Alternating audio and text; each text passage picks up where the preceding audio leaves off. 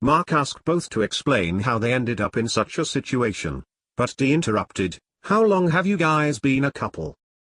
Penny answered, "We've been together 3 years. We tried to keep it quiet, but Cannon found out. That's why he took me." Mark said, "Yeah, I was wondering what Cannon did to get Truman to cooperate. I never thought Cannon was that smart." I was quite surprised. "You're right about that. He's not too bright, but he had an ace up his sleeve. When we got back from South America, he pulled us into a room and showed us a live feed. Penny was tied up and 2 goons were beating her. I had no choice." "What about the rest of your team?" "I told them, this was on me, and they should take off and go into hiding. They refused. They weren't leaving no matter what." Zoe said, "I can understand that. One thing Wiggins have built in is loyalty to those in our teams, and then the rest of our fellow gains." I argued with them, but they refused to leave. We and Cannon flew out before the feds could arrest him. We were in Paris for a month and then we were moved to Cairo. He has some rather despicable friends in Cairo.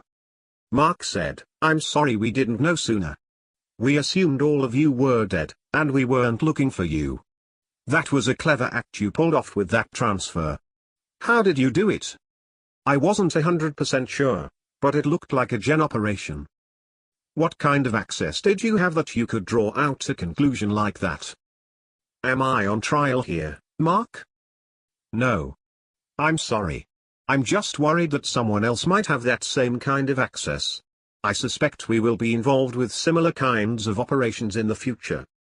Penny turned her attention to Mark. "Are you kidding? I'm sure everyone on this bus will agree that there's no other gen like Truman.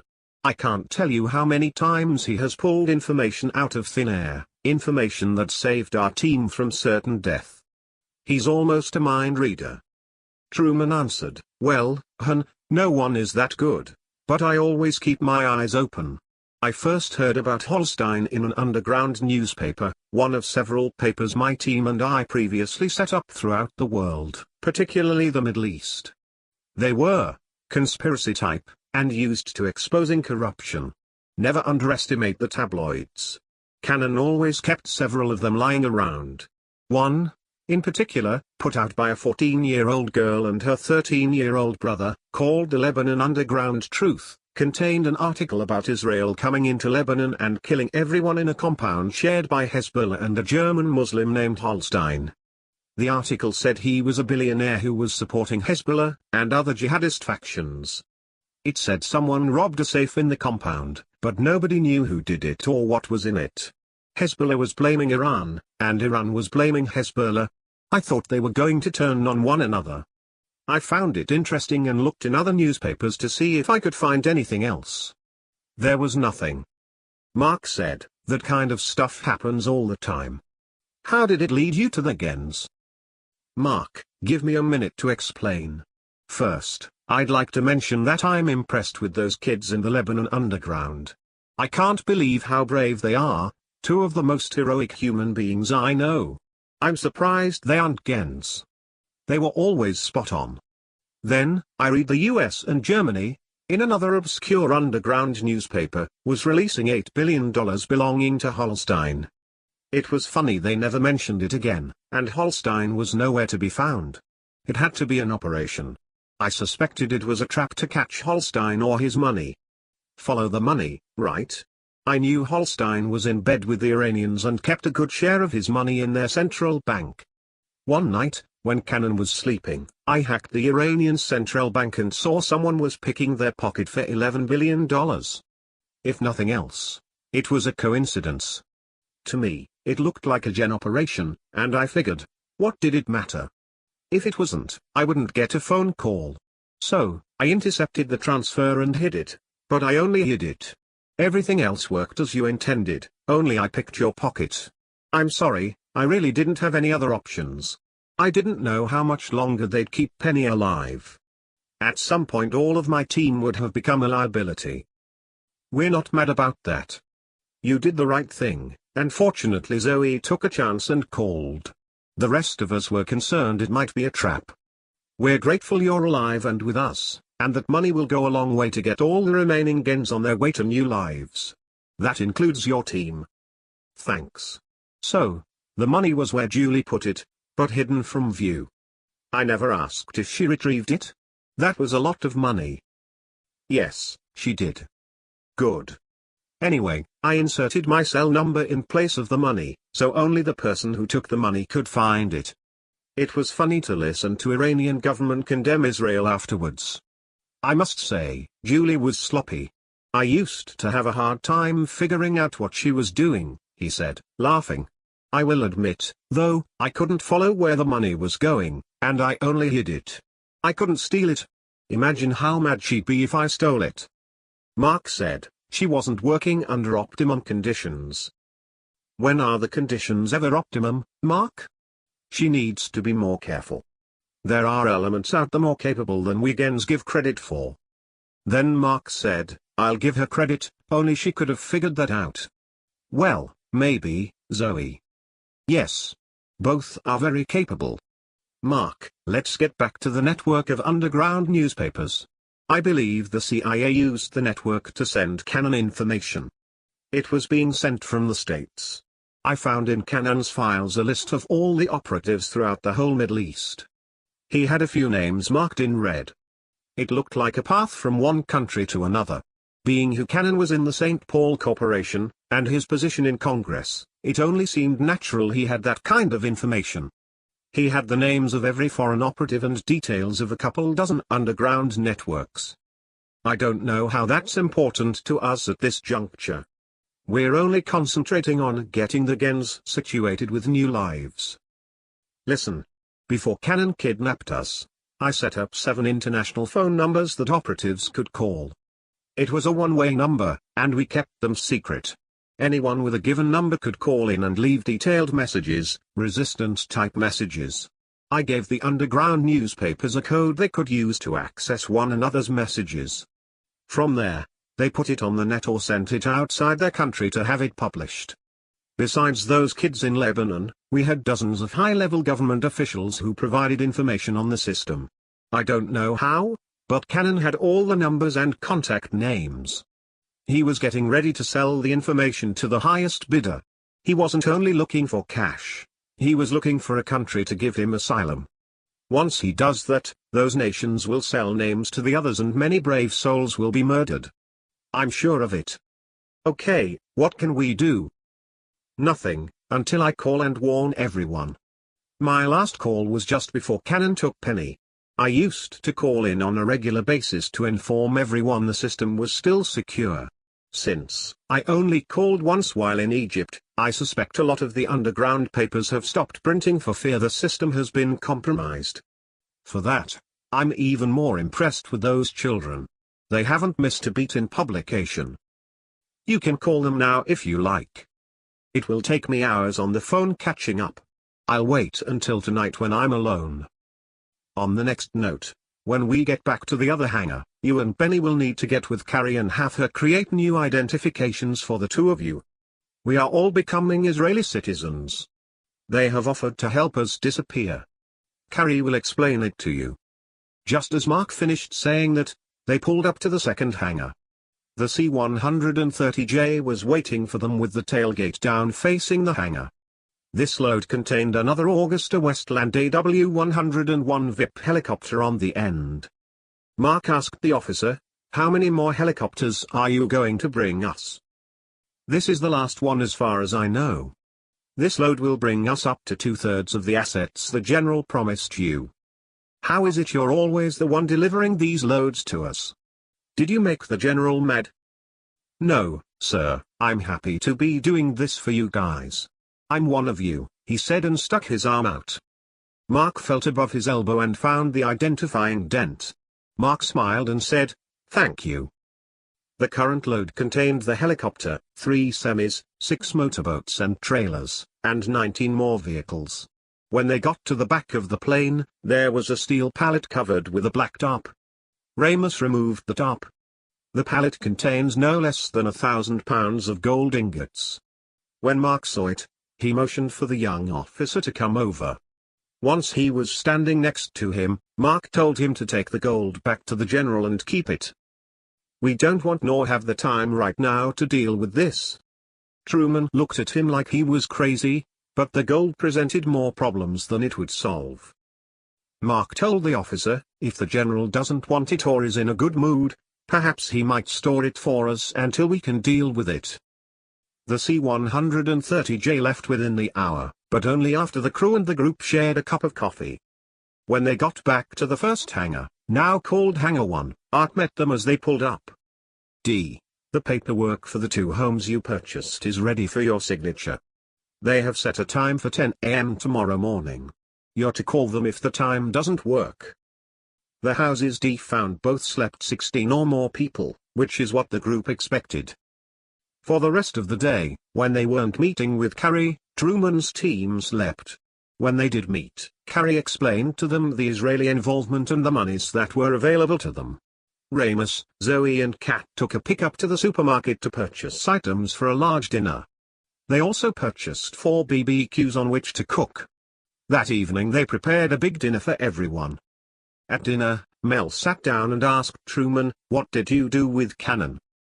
Before she let him say anything, Mel motioned the rest of the group to come over and listen.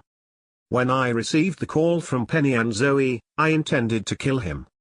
He overheard me and ran out the back door. We looked for him, but he hid and we were eager to get out of there. Often when he answered his phone, I could see the number and knew who was calling. Frequently, local jihadist groups called him and threatened him. They understood they could never get past us, so it was limited to threats. When we couldn't find him, I found a phone and made calls to 2 different groups. When we got to the front of the residence, Mr. Cannon came screaming out of his driveway in his luxury Mercedes and went speeding down the road. As Cannon was speeding away, a pickup full of, I guess terrorists, pulled up and stopped in front of us.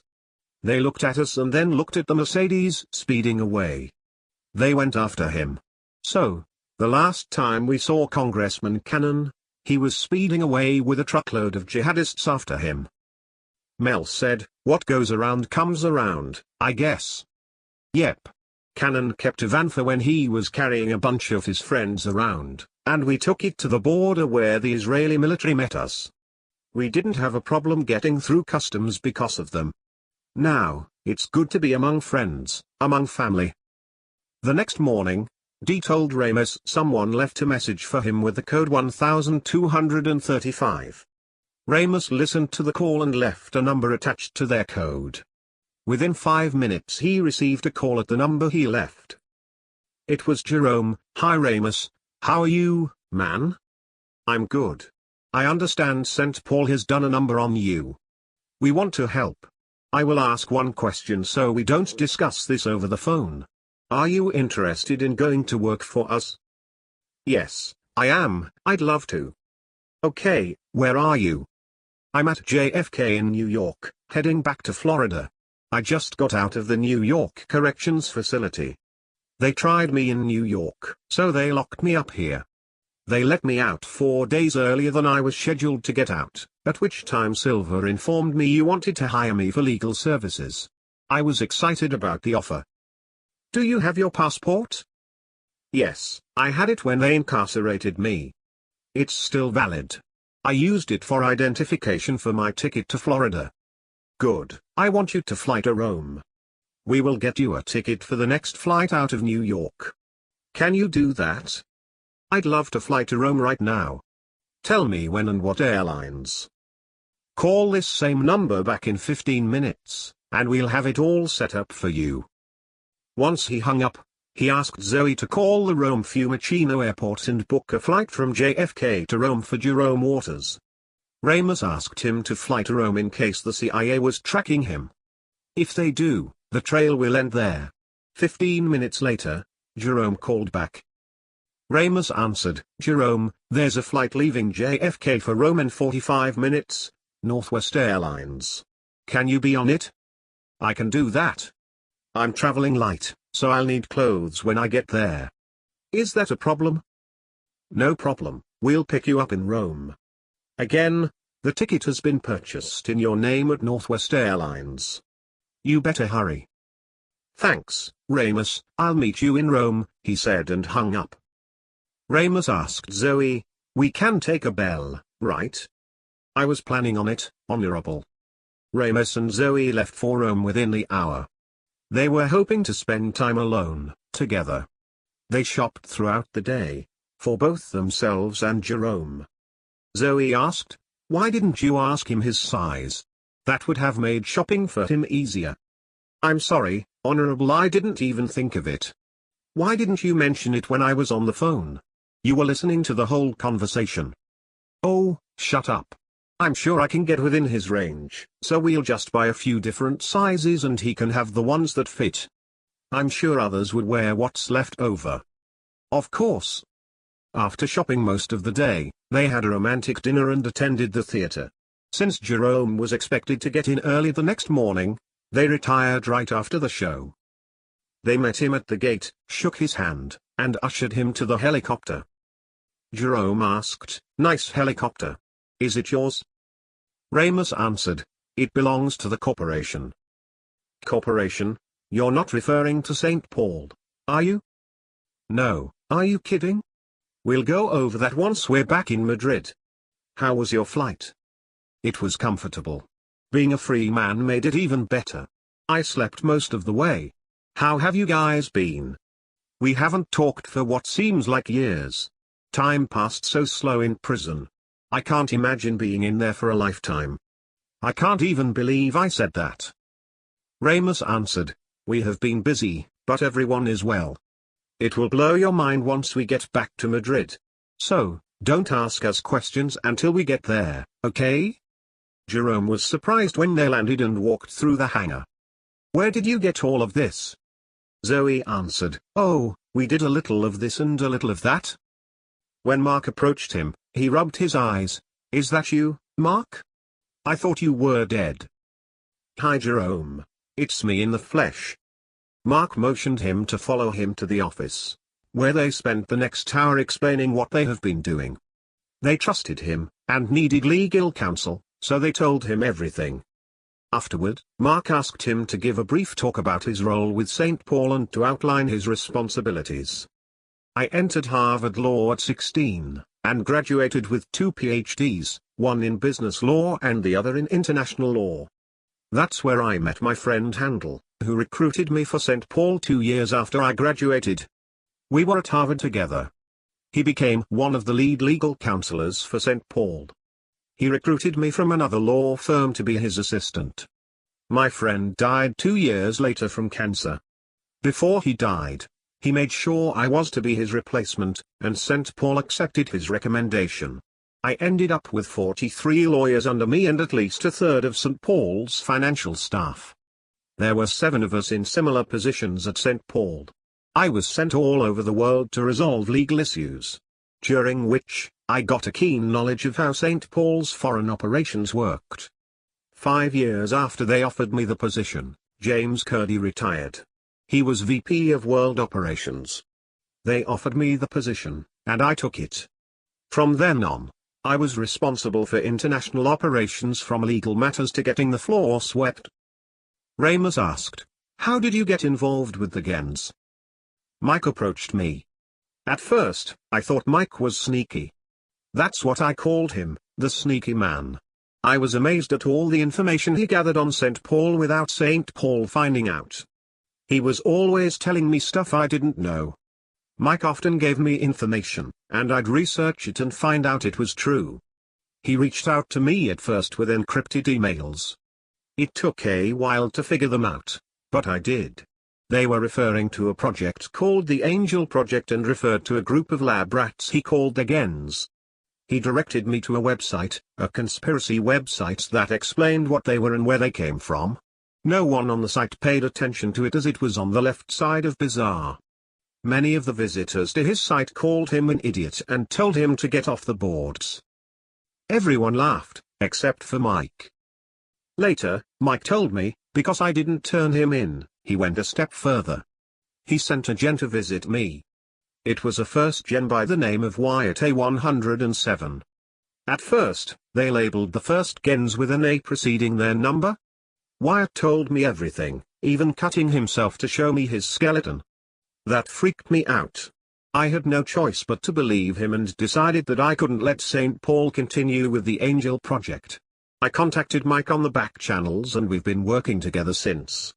Wyatt turned on us and almost exposed us. I don't know why he didn't, but he died in Seattle with the others. He looked at Mark and said, "I knew Mark before he was dead. Welcome back from the dead, Mark. It's good to see you're all in good hands. Mark has always been a valuable asset. He convinced St. Paul to give me a security detail when I traveled. Often, I entered countries hostile to the US. I'm not sure how Mark did it, but St. Paul gave me 3 gens as my security detail. I wasn't supposed to know they were gens, so we never talked about the Angel Project in public, but they gave me tons of information when we were alone. This is probably bad timing, but I'm starving. I haven't eaten since yesterday." Mark said, "First, Jerome, we thought you might be interested to know your security detail is here at the hangar." "No way, really? That's fantastic. Where are they?" Mark directed him out of the office where those 3 gens were waiting for him. They stood in front of him as he walked out. He reached for Todd and Zach's hand, and then hugged Beta. "It's good to see you guys. I'm so happy you're still alive." Todd and Zach were still processing, so the 4 of them sat talking until they finished. Meanwhile, Mark called Julie and asked her to come to the hangar the next day, at which time they would establish a position for him. After Julie arrived, they met in the hangar office. As the group took their seats, Mark stood up and said, "Jerome will take the position of CEO for the Israel Finance Group. He's experienced and was in a similar position when he was with St. Paul. His first duty will be to find an actual office complex in Tel Aviv. Julie has been acting CEO, but we plan to keep her and her 4 assistants in Rome, so she can manage our money. Ramous, Zoe, Kat, Mel, and I will make up 6 board member positions. I'll be board chair until we can have elections. We'll select 7 more from among the gens. Jerome will need to pick 3 CFOs and someone to handle human resources. Human resources will select the business staff and maintenance, etc. Truman and his team will take over security if we can talk them into that.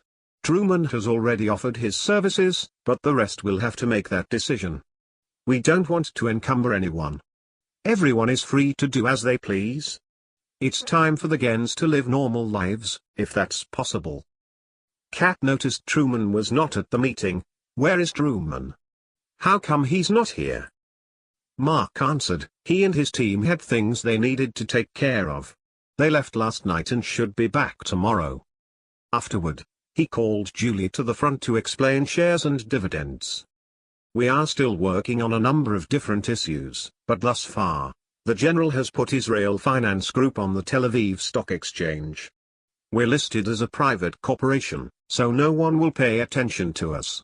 I adjusted the date, so I listed us with a start date back on June 1, 2007, and we opened with 1 million total shares. Each share is worth $5,100 USD. That will make every gen a millionaire. The average investment income for each should be around 2 million USD per year.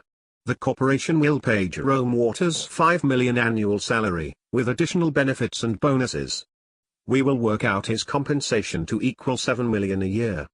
My assistants are being paid a handsome salary where they are now.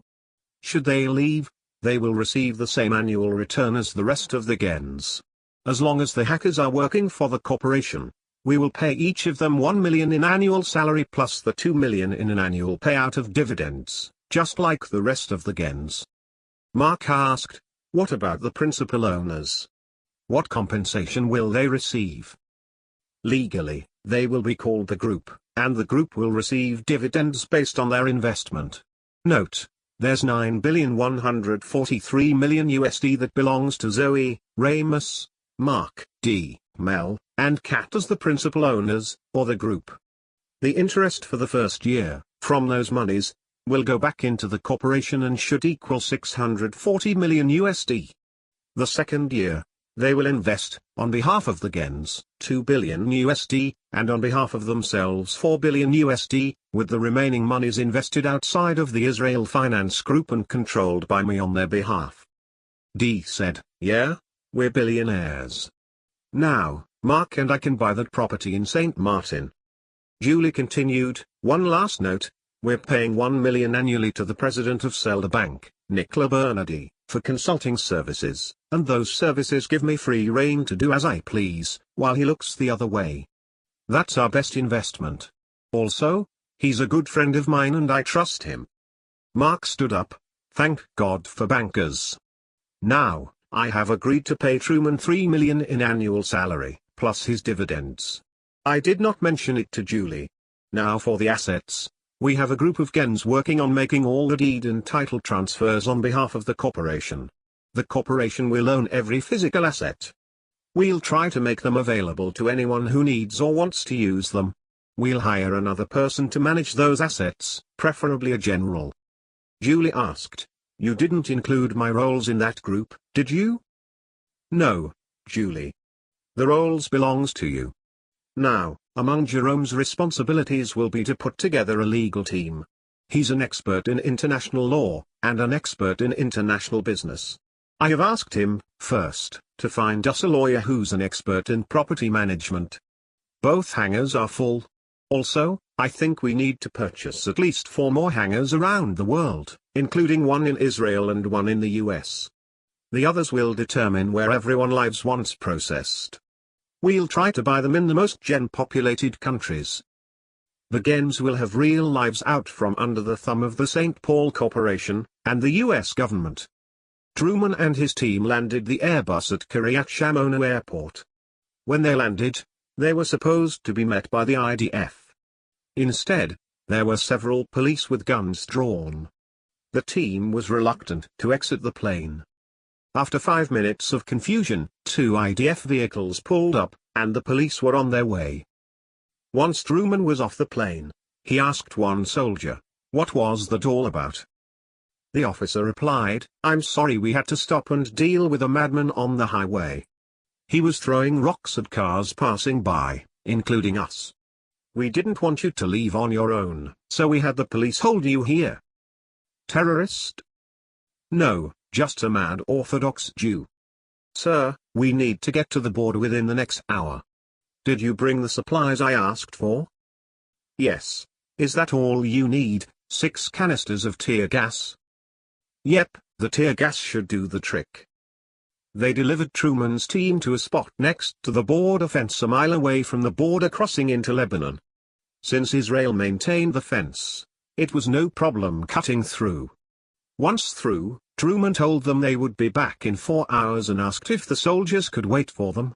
They were going to Jazin to collect 2 teenagers. As they crossed the fence, a Lebanese woman, driving a van, stopped and picked them up. When the team got to Jazin, a crowd was already gathered around a small square. The government was planning on beheading the youngsters in their hometown to scare other teenagers from following in their footsteps. Many in the square were calling out for the death of the 2. They set up blocks in the middle of the square and brought the children out. They forced them to kneel and place their heads on the blocks. There was only one man standing waiting to execute them both. He planned to kill the girl first and then the boy. Once he was standing in place, the mayor and a military officer came and stood next to him, intending to give the signal to commit the executions. Just as it appeared the officer was giving the signal to kill the girl, Truman's team tossed the 6 tear gas canisters into the crowd and next to the executioner. Everyone ran in all directions. The officer and the mayor ran for cover. 4 women ran at the executioner. He turned and lifted his sword as if to defend himself when the women threw their hands up, as if they were only trying to get out of the way. He turned to find the prisoners gone. Truman and his crew spent the rest of the day in an Israeli hospital because a military officer beat the kids and interrogated them for the previous 3 days. They, with the children, left the next morning for Madrid. Back in Madrid, Ramous, Zoe and Jerome were inspecting the second hangar and the assets within. Ramous asked, "Where are you from, Jerome?" I suspected a slight accent. "I was born in Kenya." My family immigrated to the US when I was 8 years old. My father is Kenyan and my mother is Sudanese. They met while attending Oxford. He's an engineer, and she's an archaeologist.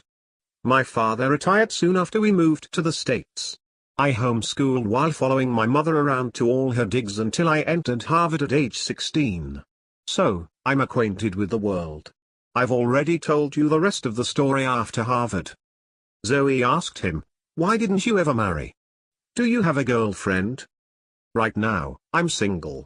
I was engaged once, but my work ended that. Since then, I haven't met the right person. I mean anyone who could put up with my position. I was always busy at the office. There hasn't been time to get involved in a relationship. I don't even have time to visit my parents. Regarding my parents, I was wondering if it was possible for them to join me in Israel. I assume that's where I'll be living." Ramous answered, "Yes, you will live in Israel, and I don't believe there's a problem with your parents joining you there." "Wonderful. I'm looking forward to getting to work."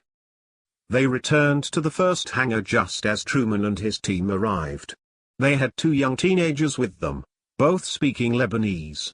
Truman called the group into the office so he could explain the 2 youngsters.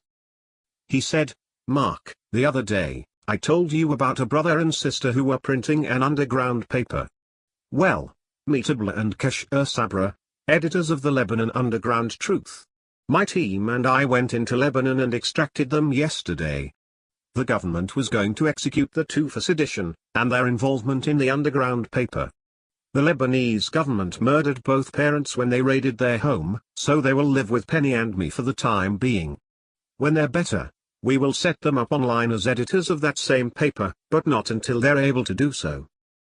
Everyone in the room stood up and hugged them, each one telling them if they needed anything to please say so. Except for Ramous, who didn't understand what anyone was saying. He did hug them both,